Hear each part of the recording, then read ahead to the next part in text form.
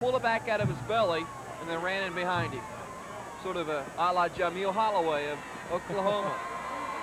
Well, that's going to be a big game in 2 weeks, getting off the subject here of this ball game, but Oklahoma, Nebraska, 2 weeks from now, number 1 and number 2. Well, I can't wait for that one. Sort of like this type of game here. It would be the best in college football. This is the best in high school football this year. There's the crowd. And it's as crowded in the press box tonight as it is in the stands. We're really elbow to elbow and shoulder to shoulder to a lot of people up here in the press box. It's a big game. I'll tell you what, and as you look, you can see the shot of the stands there, but what you can't see is around the end zones. The fence is circling the stadium on both sides. We've got people lined up, standing room only, here at Harding High School tonight. Of course, that's no surprise, this being probably the biggest football game ever in West Meck history, and certainly a very big game for the Rams as well.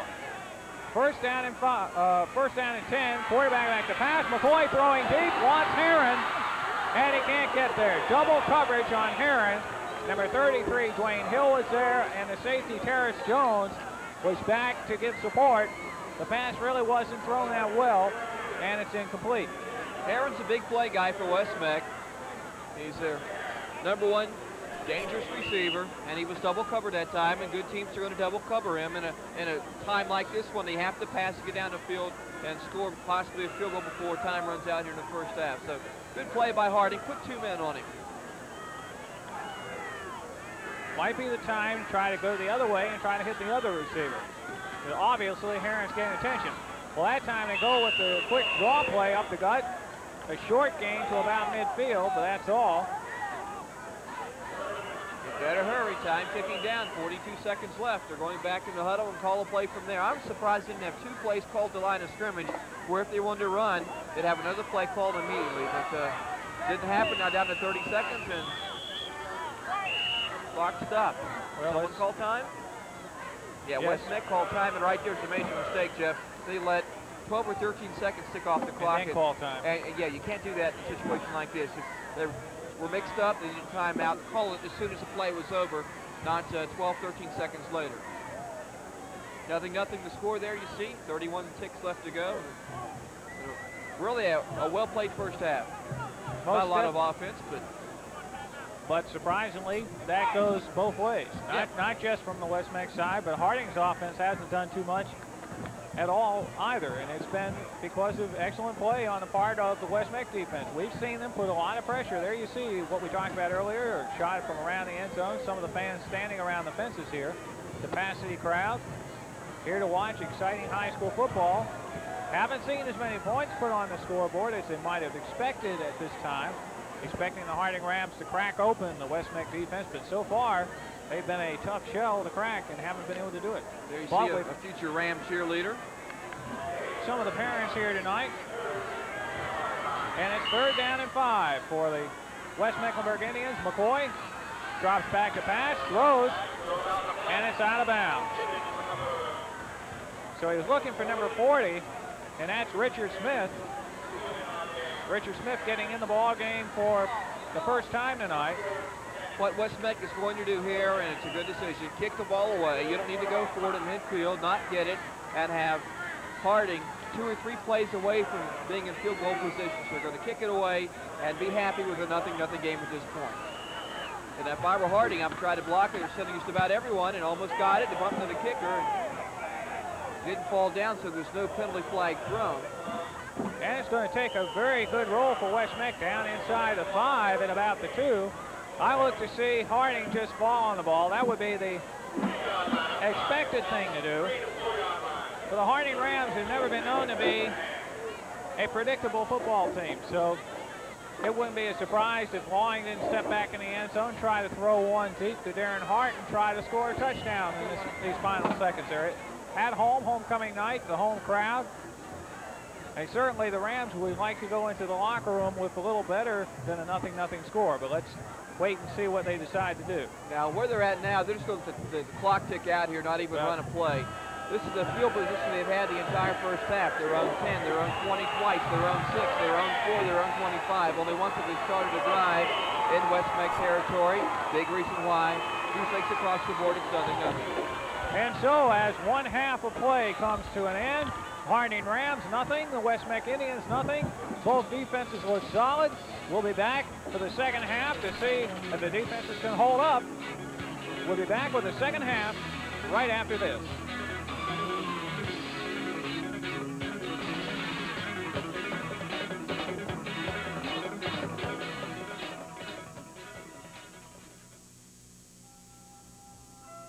Are you a good listener when your children speak to you?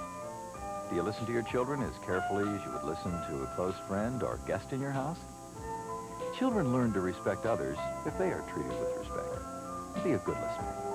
This message is brought to you by the National Association of School Psychologists. For additional information, contact your local school district.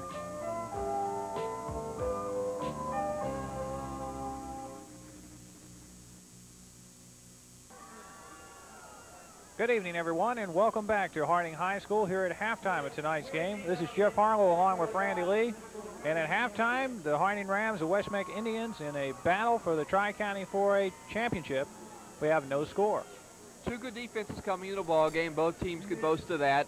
I'm very surprised Harding has not scored. I expected Harding to win this game by 10 points, maybe a little bit more, but hey, West Meck's kept Harding bottled up in their own territory. They've only had the ball in one drive over the 50-yard line. And they're not a team that's going to throw an 80-yard touchdown pass. They're not a team that's going to have Jonathan Byers have a 75-yard run because he's not that type of back. They have the long, sustained drives, eat up the clock, and when you start at your own 10, your own 8, your own 20, you got 80 yards to go, and West Meck's defense is too tough to drive 80 yards against. So we've seen one half of play so far, and as we said, the defenses have controlled things so far. It's somewhat surprising in the effect that West Meck's defense has been able to stop Harding. We look at the stats for the first half, not a lot of figures for either team because of the defensive supremacy so far. Take a look at the Harding Rams in the first half. The rushing game, the man, Jonathan Byers, carried the ball 9 times, gaining only 35 yards. So that is all that Byers has been able to get. David Petty had 3 yards on 1 carry. The quarterback, Ed Lawing, would rather not carry the ball, has run 3 times and lost 10 yards. So they have a total of 13 rushes, 28 yards. In the passing game, Lawing has completed 5 out of 10, has 2 interceptions in the first half, 73 yards, and so a total of 101 yards of total offense, only 3 first downs, though, for the Harding Rams. That tells you how well West Meck's defense has played. Looking at the West Meck Indians, James Melton, 4 carries for 14 yards. Stacy McCoy, 4 carries for 20 yards. He came in late and became the quarterback late in the half. Roosevelt Brooks had 8 carries for 15 yards. And the other quarterback, Maceo Bolin, 4 carries, minus 22 yards. And that was one reason Bolin was pulled late in the first half. 20 carries for 27 yards. That's all the West Meck offense could generate. In the passing department, Maceo Bolin, 0 of 2. And John McCoy, 0 of 2. So no yardage in the passing game. 27 yards total offense. And only 1 first down for West Meck in the first half. So that has been the way it has been. Defense has controlled the ball game. The question is, as we get ready for the second half, can both defenses continue at this pace? Who is going to crack first? I think the defenses can continue at this pace. I think if West Meck continues to have Harding deep in their own territory, we can see a 0-0 game, because to be honest with you, I don't see West Meck scoring unless Harding turns the ball over deep in their own territory. And with them running so many plays in their own territory, more times than not, you have a game where you're going to fumble once in a while. If you're running all your plays inside your own 25, inside your own 30, you're going to cough one up one time. West Meck's got a great field goal kicker. You know, we could be looking at a very low-scoring game, and a field goal could win it. That's exactly what I was about to say. If the game has been close so far, that makes the kicking advantage of West Meck that much more important. Yep. So we've seen the first half, no score in the football game. We're going to be back to see what happens in the second half right after this.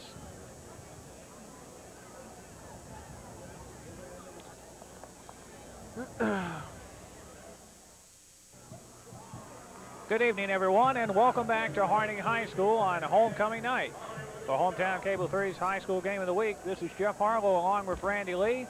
Tonight, the Harding Rams, the West Meck Indians in the Tri-County 4A championship game, and at halftime, we have no score.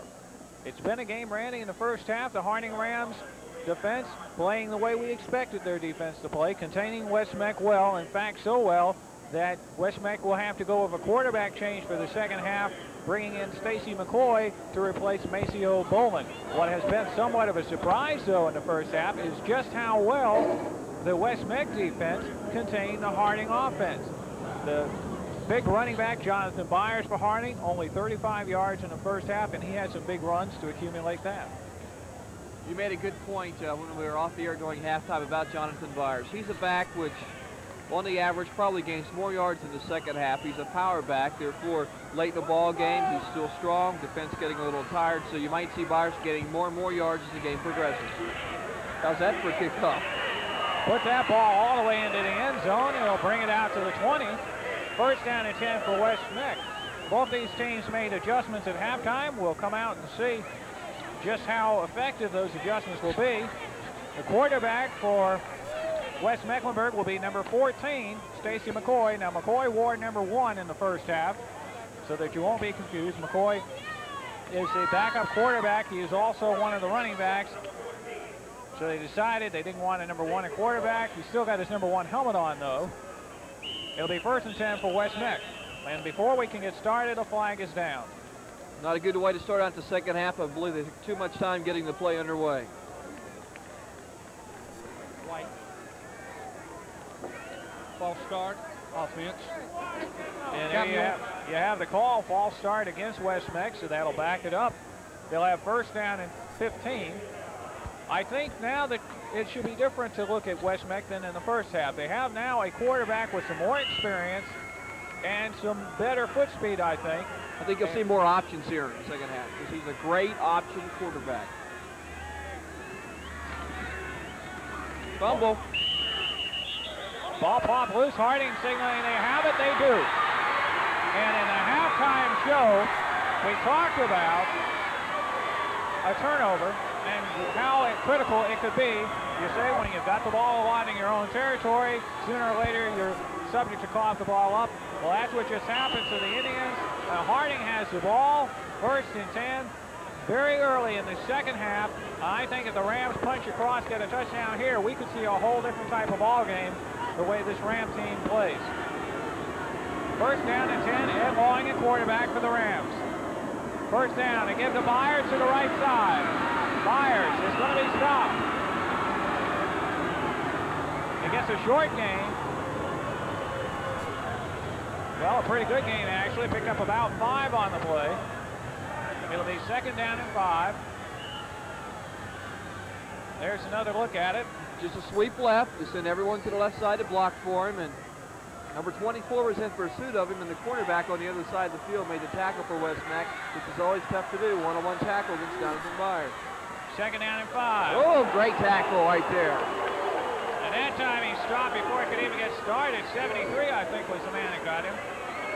Eugene Robertson, he's made a couple big plays here in the ball game. That's a big one. That brings up a third down and 8.